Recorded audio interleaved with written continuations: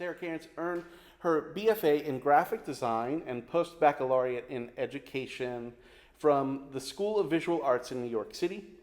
While working on her post-baccalaureate, she worked freelance as a photo illustrator and co-founded Roadwork, a not-for-profit design firm working for social awareness who collaborated with The Door, an organization supporting New York City youth. Her mixed media abstract paintings are an exploration and a meditation grounded in the science and study of patterns in nature. Repetition and self-similarity not only orders the complexity of the world, but also ushers in a profound sense of peace. It is this moment of serene introspection that she aims to create for those who view her paintings. And after Sarah will be Ken Bachman. Although his time for painting was limited during his 40-year career as a partner in an international law firm, Ken Bachman has been concentrating fully on his art for over 13 years. He studied oil painting in a three-year Compass Atelier Master Artist program. Bachman draws on his extensive travel for inspiration and is drawn primarily to landscape scenes, seeking to capture atmosphere with its subtleties and vibrance of color and tone, employing depth and contrast to enliven each work. Ken has had solo exhibitions here at the Delaplane before, and at the Arts Club of Washington, the Hill Center Galleries, the Women's National Democratic Club, the Glen Echo Park View Gallery, and other local galleries. He's received over 30 awards for his artwork in national and regional juried exhibitions, including 3 Best in Show Awards, 5 First Place Awards, 6 Excellence Awards, 3 Jurors' Choice Awards, and numerous other honors. He lives and works in Bethesda, Maryland. First up, would you welcome Sarah Cairns?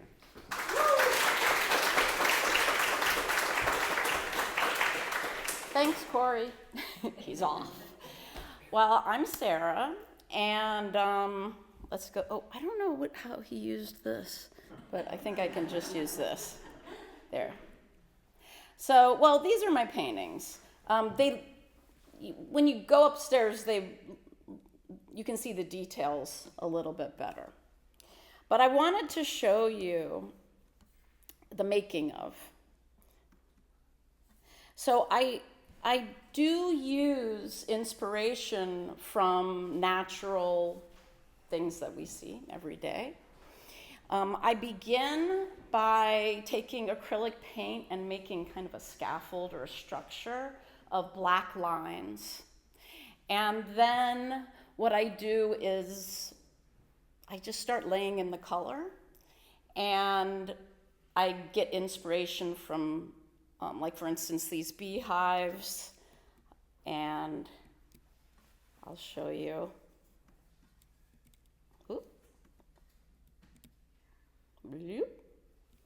So here I am starting to use the beehive as an inspiration. And as you look at my work, you'll probably identify some things that seem familiar in nature. And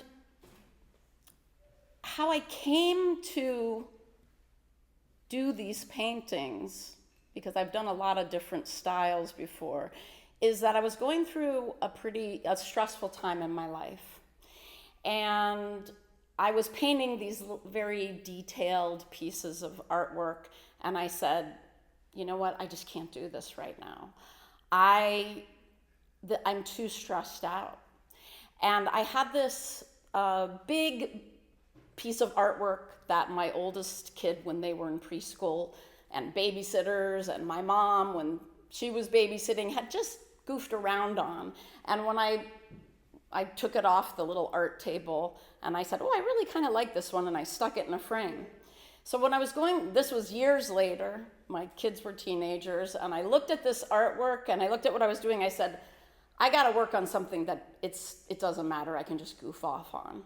So I took it out of the frame, and I started just painting lines and shapes really repetitively, and it centered me and it calmed me down. And as I was working, I started looking into fractals, self-similarity, how you feel when you look at something that natural, that repeats and repeats itself. And there are studies that actually, like if you're, I don't know if you've ever experienced this, if you're walking on a winter day and you come over a hill and you see a bare tree with all the branches reaching out up towards the sky, all those little twigs, and you get a feeling of peace, a feeling of that beauty. It sinks into your body and it makes you feel good, actually.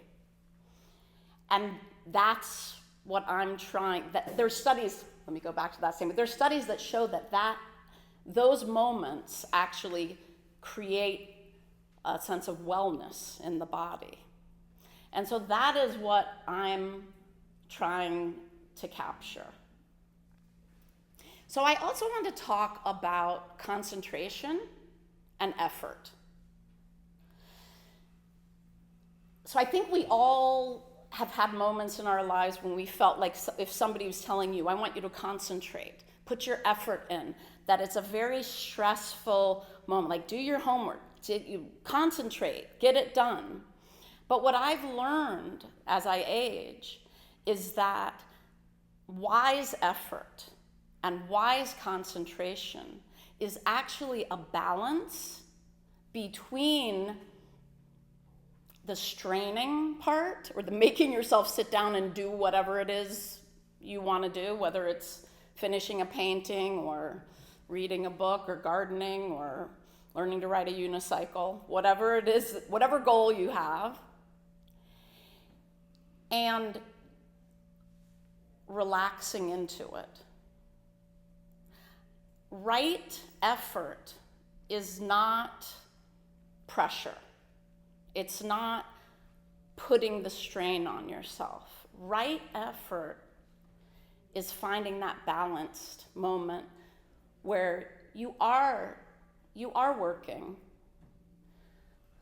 but your body is relaxed.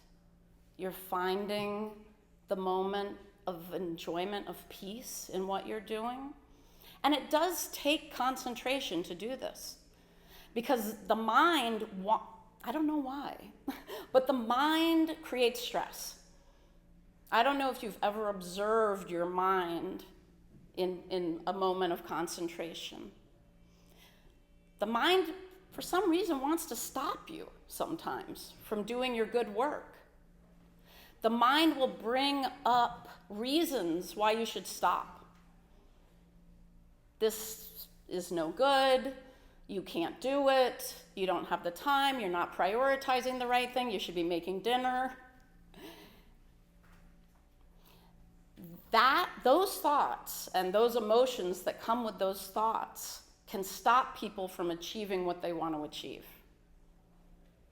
And the idea of being able to recognize that these are just thoughts and feelings coming through, don't let them stop you. Don't tighten around them. Don't focus on them, actually. Just come back to your good work, right? Come back to that ease and effort, that moment. So I wanted to do a little exercise, because I thought, well, you guys just have to sit and listen. That's kind of, kind of a little boring. But unless we're super entertaining, I didn't bring my unicycle. Just kidding, I can't ride a unicycle. So I have these little candied covered fennel seeds. If you would like to take one and hold it, we're gonna do a little concentration exercise. You can pass it if you don't, because you can do it without a little candied fennel seed. And while you guys are taking these little I know I'm making it very hard for you. Well, one thing you can do while you're taking these fennel seeds, while you're scooping it up with the little spoon and trying to balance it on your knee like Ken just did while he's handing the cup, is just be aware of these moments, right? Be aware of the effort you're making. Be aware of the concentration you need to really perform any task. And remember, what I've done, what I've learned to do is ease up a little. Ease up, be in your body, and concentrate. Once you get one, the first thing you can do is observe it visually. I actually have a bag so we can double up on passing these up. Thank you. See how fast we can do it. So you can look at it. You can, if you're I assume many of you are artists or you love looking at art. You can look for the values. You can look where is it in your hand. Take a moment to just appreciate, I have this Sarah gave me a little gift, a little fennel seed covered with candy. Wow, that was a surprise. How does that feel? Like, what emotions are coming up for you? You might have a moment of, well, that's weird. Or you might say, oh, that's kind of nice. I didn't know I was going to get a little present. So we're almost we're getting there. We have our little fennel seed. And once you last few people get them, you'll catch up with us. What we're going to do is, if you still want it after it's been in your hand all that long time, you can put it in your mouth. And when you put it in your mouth, don't do it yet, I want you to really be aware of what it feels like when the taste starts to release, right? And just have a moment of concentration on this fennel seed, and be aware of the thoughts that are coming up. Oh, I want to bite it. And then you make a decision. Do I want to bite it? Yes. Go ahead and bite it. Chew it up. Or do I want it to sit there a while? So let's just take a moment and to discover and explore our individual fennel seeds.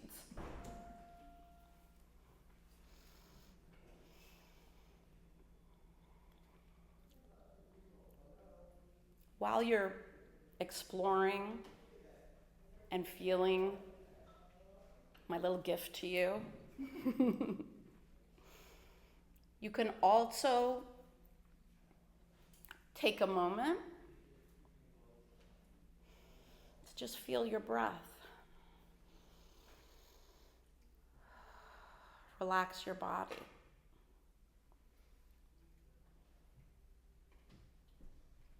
Feel how good it feels to just know you're here and experience this moment. So this is what I try to do when I paint. My little shapes, my colors,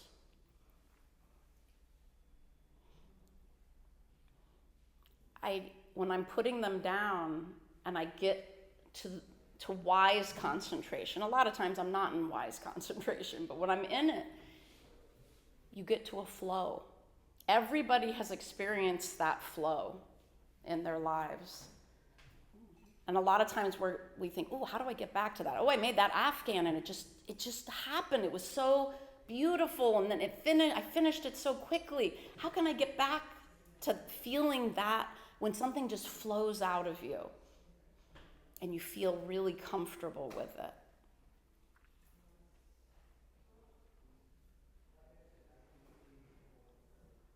Well, the answer is you're not going to always be able to, right? But there is a way. There is a way to be able to have that good feeling of wise concentration and wise effort. And that is, you can focus on your goal. You know what you want to do. But you back off it a little bit. Relax into what your goal is. And then enjoy whatever moment that you have.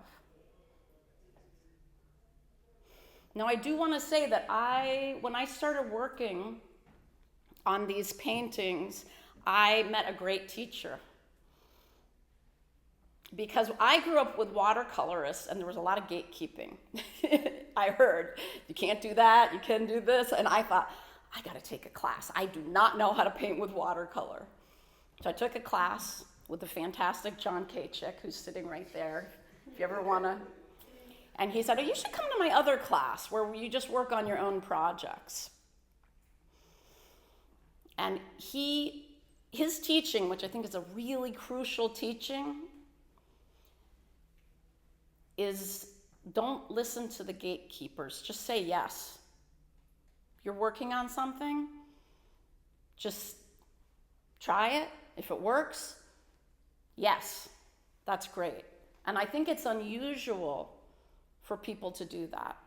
So I really appreciate you, John, for that. And if anybody wants to take a watercolor class, take it. It's amazing. I don't know what my time is. Anybody know? 24. I think I'm done. So, so we can, if you want, we can talk after up in the galleries. You can look at both of our work, and I thank you so much for participating.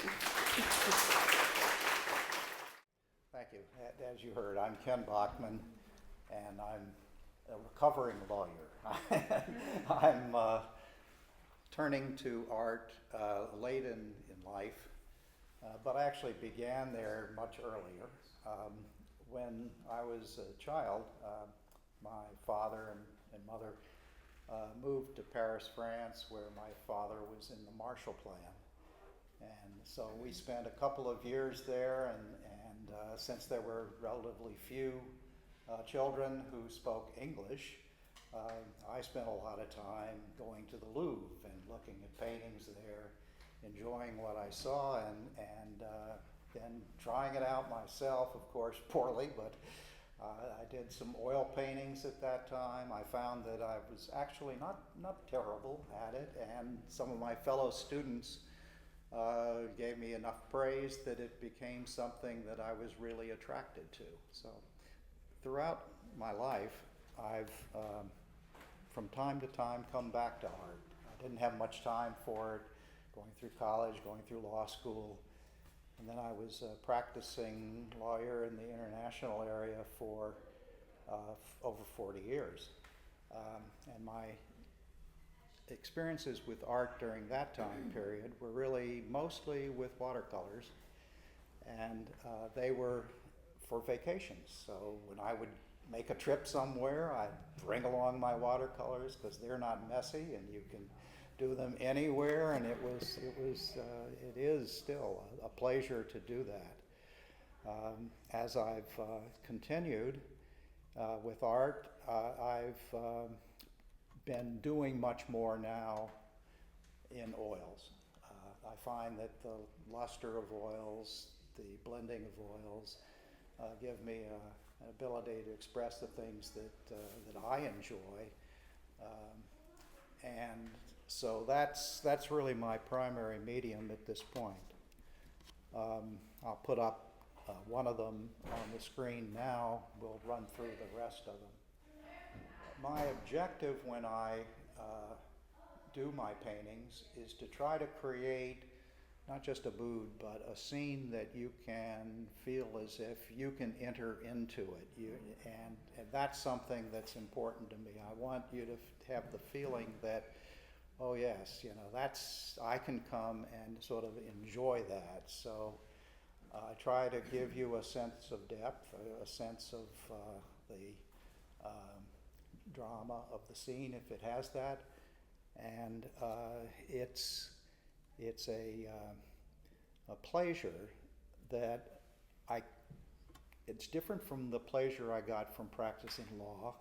Law is very verbal, it's written, and it's oral, but it's when you get into the visual world and you sort of lose yourself in trying to create something visually, I find that is an entirely different pleasure than I had when I was practicing law, and one that I very much enjoy. So with retirement and continuation in my art, there's a great deal of enjoyment of scenes that I remember, and I can try use what I've got by way of references, my photos that I took when I was on trips or locally, other things to bring to life scenes that, to me, gave a certain meaningfulness and enjoyment and pleasure. And you'll see those as I scroll through these, but you can see them live and much better if you'll go upstairs to the second floor and see both of our works up there live. This one is a scene in Madrid. It's people entering into the Plaza Mayor, and it's a huge plaza filled with little tables and other things that can attract people to sit and have a drink. And everybody just is attracted to this. It's a Mecca place in Madrid. So I wanted to convey that sense. There's the cafe just outside. There are the girls and women and other people walking into the square. All of that, to me, just kind of resonated. And as I looked more carefully at the scene, I realized that the flow of light reflecting off the windows and creating the shadow and the brighter, oranger light just gave me a sense of, gee, that's really interesting, and so I wanted to put it into oil and on canvas. This is not dissimilar in some ways. It's a scene from Barcelona, and it's Laundry Day. On Laundry Day, everyone puts whatever they've got out on the balustrades, and this day is one where the bedclothes go out, or the bed sheets go out, and so you see lots of drapery all around.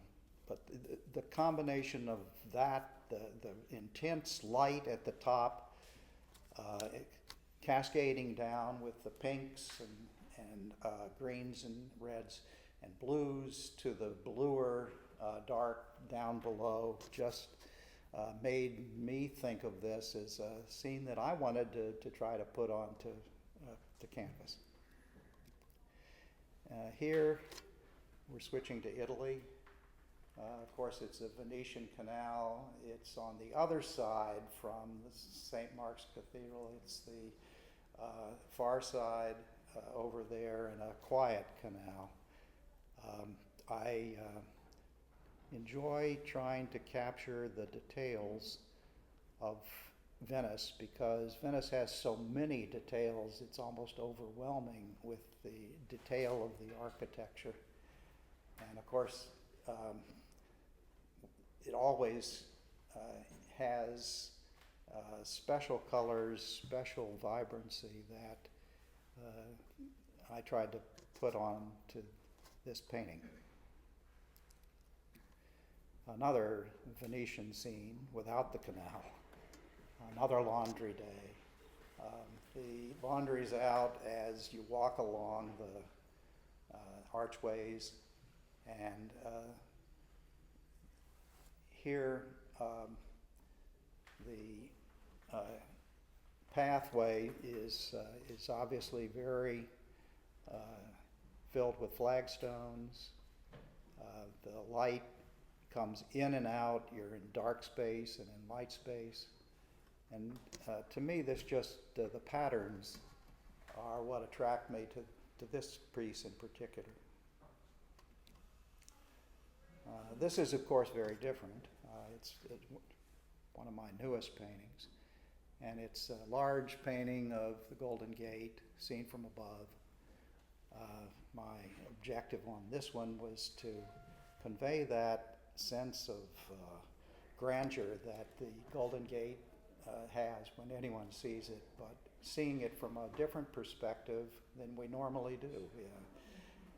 Seeing it from a helicopter basically gives you a scene of motion and of enjoyment that is hard to replicate when you're just standing on the land and looking at it. Did you see that, or did you Yes. use a photograph, or what? I photograph, yes, but from a helicopter. You didn't paint it in the helicopter then? No, You didn't climb up either. I did not do that. This is for everyone's, I'm sure, who's familiar with this area. They know that this is Georgetown. We're looking down Wisconsin Avenue here. The bank, what is now the bank building with the Golden Dome, and the sunset that's coming, so that the cars are beginning to turn their lights on. I wanted to capture a mood of Georgetown in this light, and it gave me the opportunity to work in it's not nocturne, but it's definitely on the darker side of day. And speaking of darkness, this is the DC train rail yard. It has the commuter trains, has some of the other trains that go through there. Not as busy as it used to be, but it's still got patterns and interest that galore. So my thought was to try to capture the atmosphere, the grit, the energy of the scene. This is a scene from Chesapeake. It's St. Michael's Islands Harbor, and it's got all these boats that are just amazing to see lined up. The water is very peaceful there. It just sort of flows and has these dark tones to it that, you know, when you get out on the bay, everything is enlivened with the sun. But I enjoyed seeing the restfulness that this created. This is nearby. If you haven't been there, the Monocacy Aqueduct is worth a trip. This is the aqueduct just in early spring, before the leaves have come out on the tree. It's starting to green up a little bit, but not a whole lot. And the water and all of its textures and patterns, and the shadows that are falling on the water from the aqueduct's arches and from the trees and elsewhere, just created patterns that I found interesting to put down and display. This one is one of my favorites too. It's a scene actually from Peru. It's an old colonial ruin, basically. And when you're inside in this dark space with just these cobblestones on the floor, and everything is really almost impossible to decipher in terms of what the architecture is you're seeing. And you look out through the archway into the courtyard, it's almost a big glare that creates at the top of the space an inability to just make out the shapes of the trees and the other things because the glare is so great. But the blue doors, the blue awnings and windows outside in the courtyard, for my mind, created a magical scene. And I wanted to try to put some magic down, and that's what I see in this. this is also Peru. It's a different area. It's Cusco, up high up, 11,000 feet. It's still I wouldn't call it a frontier town, but it's definitely got the colonial feel of the Spanish having been there, combined with the Incan influence. And it's a wonderful location, which I would definitely suggest everyone get a chance to visit. It's a base point to go to Machu Picchu, of course. And this was, for me, just kind of looking at a typical Saturday afternoon, in Cusco, with all the people hanging around, the balconies, the church at the end. It attracted itself to me very much. And that concludes my presentation.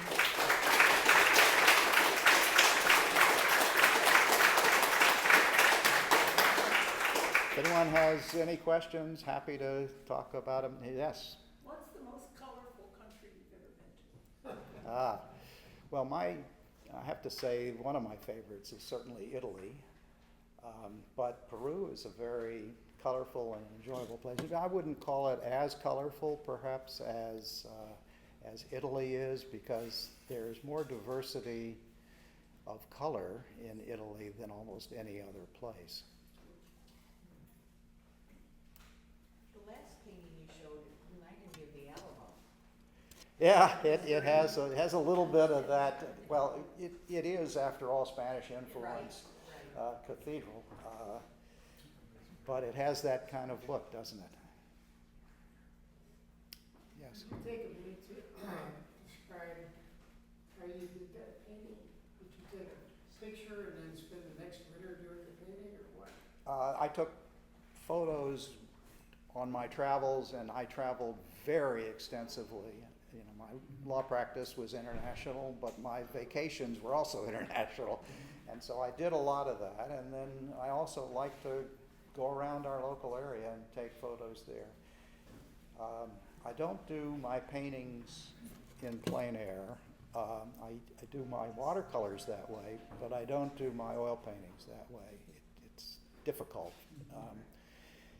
But I do sketches, and then I come with the sketches and the photographs, and I work on trying to create what I remember about the scene in a way that hopefully it resonates with you the same way as it does with me. Well, thank you.